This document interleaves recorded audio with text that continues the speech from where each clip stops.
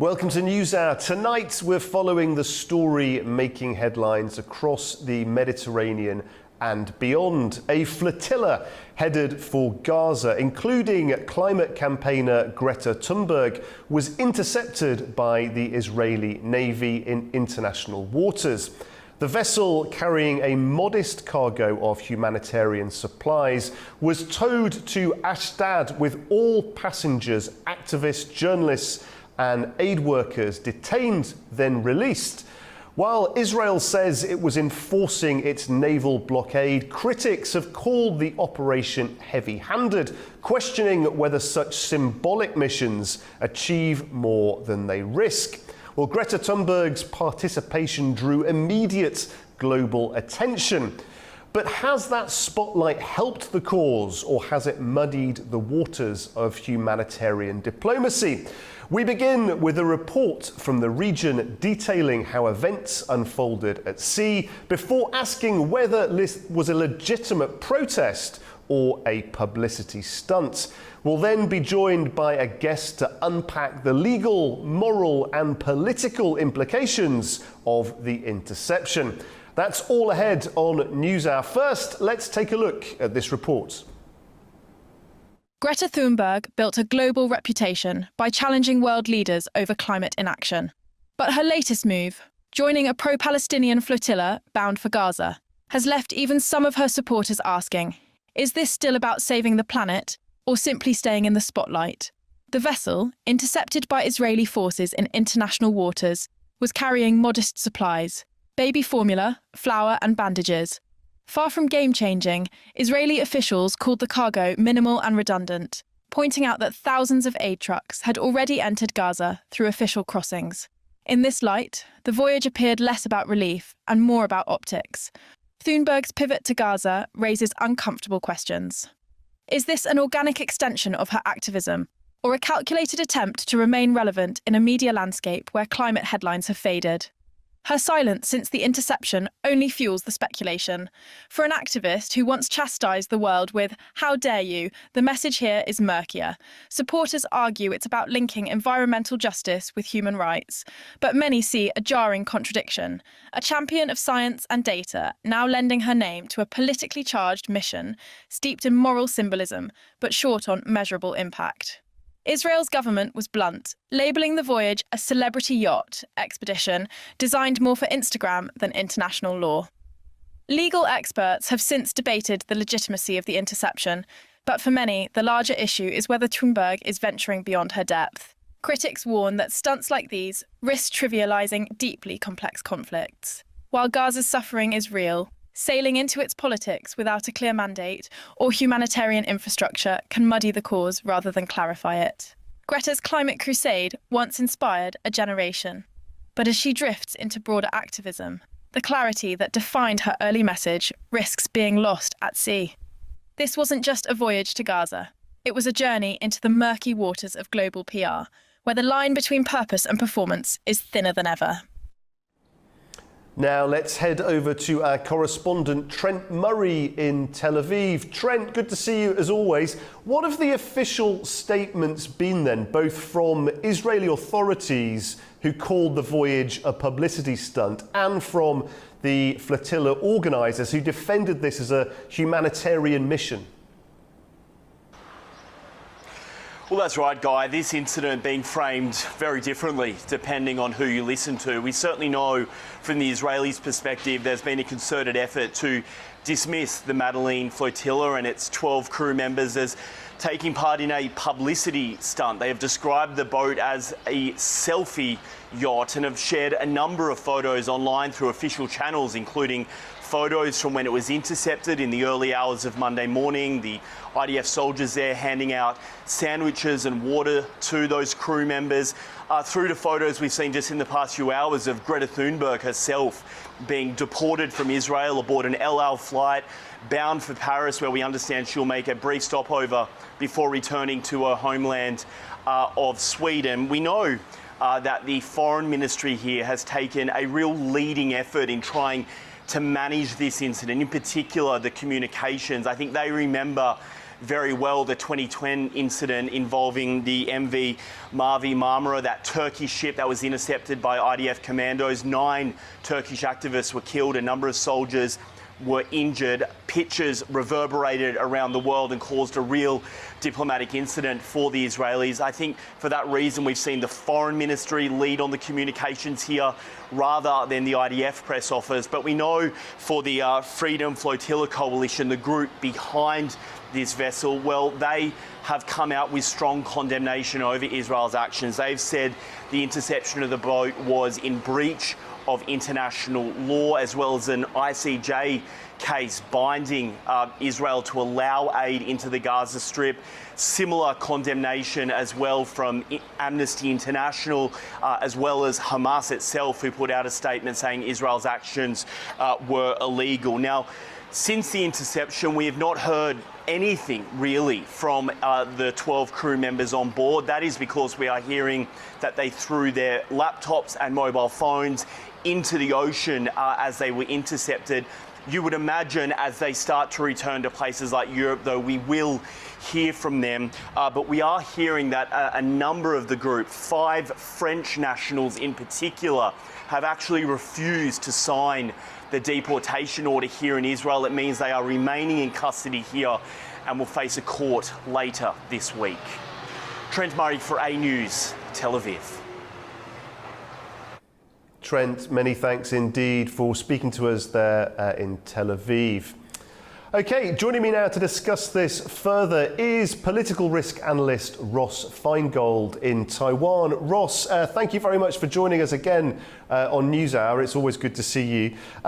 Okay, let's look at this then. Instagram as opposed to international law, visuals over value. Greta Thunberg is, of course, very popular with many, many people around the world. But in your view, was this mission more about aid or more about optics? Certainly, Greta Thunberg is a social media star. Whatever cause she attaches herself to is going to get a lot of media attention. But ultimately, this really was about optics. It was about making Israel look bad and bringing global attention to the limited amount of aid that is reaching Palestinian civilians. But at the same time, Israel is trying to ramp up the amount of aid that's getting into Gaza. It's working with the Gaza Humanitarian Foundation on that initiative. And ultimately, one has to ask, what was this really about? Who did it benefit? It was bringing in a limited amount of aid. They knew beforehand that Israel would use its military forces to block the ship from reaching Gaza's shores. So what was the point? It's very interesting. Sometimes the argument is used that the word awareness gets brought forward as though it's about awareness, it's about spreading awareness. So the response to the criticism of the help being insubstantial is that, well, really the main message is about awareness. Do you think any of that holds up as being valid, or do you see this purely as a vanity exercise? Well, the interesting thing there is, at this point, I think the world is pretty familiar with the issues facing civilians in Gaza. The world is aware about the limited amount of aid that is getting through to civilians. The world is aware about the potential for starvation and famine. And these issues are talked about in the media around the world pretty much on a daily basis. And Israel has faced international pressure. Friendly countries that are normally friendly to Israel in Western Europe, for example, have put enormous pressure on Israel to allow more aid in. So we're back to the question, what were they really accomplishing other than attaching themselves to another cause? And as your report indicated, she's really well known for her climate change activism, but now she's getting away from that and attaching herself to another cause, and she hasn't really succeeded. We knew beforehand what the result would be. It's not going to prompt Israel to allow in more aid. Israel is going to move at the pace that Israel feels it's safe to do so, keeping in mind that Gaza is a war zone. It's not a place where it's easy to bring in trucks of aid. It's not a place where it's easy to distribute aid to civilians. There's actually fighting going on between the Israeli Defense Forces and Hamas throughout Gaza on a daily basis. So we're back to that core question: what did these activists achieve by engaging in this stunt? Ross, let's just look at the practicalities of international maritime law for a second. The ship was intercepted in international waters. Israel argues legality under its blockade, but does that argument stand, you think, under international maritime law? Well, the problem with lawyers, and I'm one myself, you get a bunch of lawyers in the room and ask them a question. Each lawyer is going to have a different opinion on how to analyze the facts. Certainly, there's an argument to be made that this was in international waters and Israel had no right to board the ship. But the other argument is that Israel is in a war with Hamas. And under concepts of self-defense, Israel has a right to board ships that are headed for the war zone. And that's actually an argument that Israel made in 2010 when it boarded the Turkish vessel. And there were experts who said that, that's absolutely correct because Gaza is a war zone. And again, there's the counter argument, and who's to say who's correct or who's not, but Israel certainly believes that its view is correct, which is given that Gaza is an active war zone, it does have the right to board ships that are heading for Gaza. And Ross, as you touched on, there are, of course, those people around the world who don't agree with Israel's position, who do want to put pressure on Israel and do have strong connections and support with many people in Gaza. Do you think events like this, in a way, undermine their legitimate cause, their protest? I think there's an argument to be made that it does. And we could really boil that down to a key issue at the moment, which is how to bring about another ceasefire agreement between Israel and Hamas. There's a proposal on the table from the United States, which is a 60-day ceasefire, which would include, again, the release of hostages held by Hamas and the release of Palestinian prisoners held by Israel, and the resumption of aid deliveries at a larger volume. And it's Hamas who won't agree to that proposal because Hamas wants a ceasefire that would end the war, and Israel is not going to agree to that unless Hamas gives up its weapons. So we start to go around in circles pretty quickly. But there is a proposal for a ceasefire, and I think these activists, including Greta Thunberg, would be better off arguing that Hamas should accept the ceasefire proposal on the table and resume large volume of aid deliveries to the civilians in Gaza, rather than trying to engage in this kind of blockade busting stunt. Yeah, there is as you rightly say, there are many well-established humanitarian agencies already on the ground, already working very, very hard to deliver that much-needed aid. Perhaps it might have been a more effective mechanism for Ms. Thunberg to engage with those agencies and use her profile in that way. Certainly that's possible. Aid organizations, they always need money, they need volunteers, and that's certainly things that Greta Thunberg could be instrumental in mobilizing for aid organizations on the ground. But again, for large volume of aid delivery to resume, there needs to be a ceasefire, and there is a proposal that Hamas has rejected and Israel has accepted. And it really would behoove outsiders like Greta Thunberg to call on Hamas to accept the ceasefire proposal so that significant aid deliveries could resume. I mean, Ross, this is an incredibly polarized conflict. Some of the social media is an incredibly polarizing platform.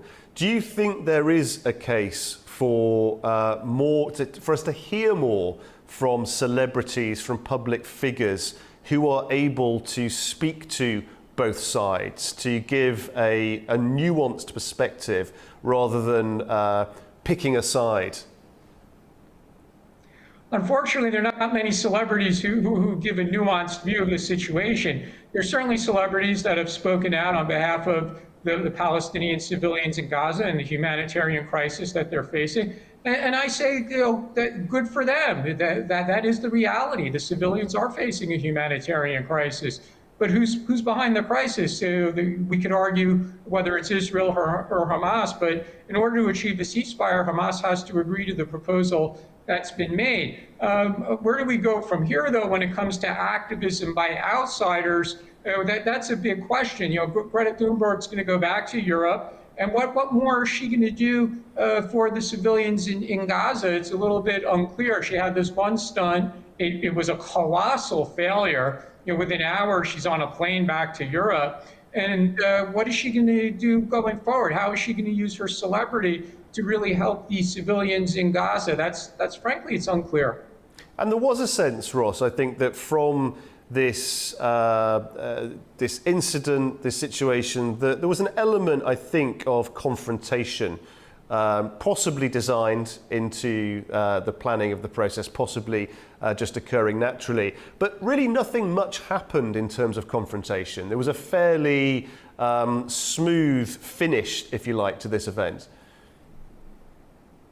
Well, there's some accusations, and I think it's inevitable in this kind of situation with regard to the amount of force that the Israeli military used in stopping and boarding the boat. We have to wait until the activists return home when they're away from Israel and they have a chance to speak to the media. I'm sure, again, they'll make accusations that the Israelis used too much force, that the Israelis damaged the aid, the goods that were on board the ship, however small the quantity was.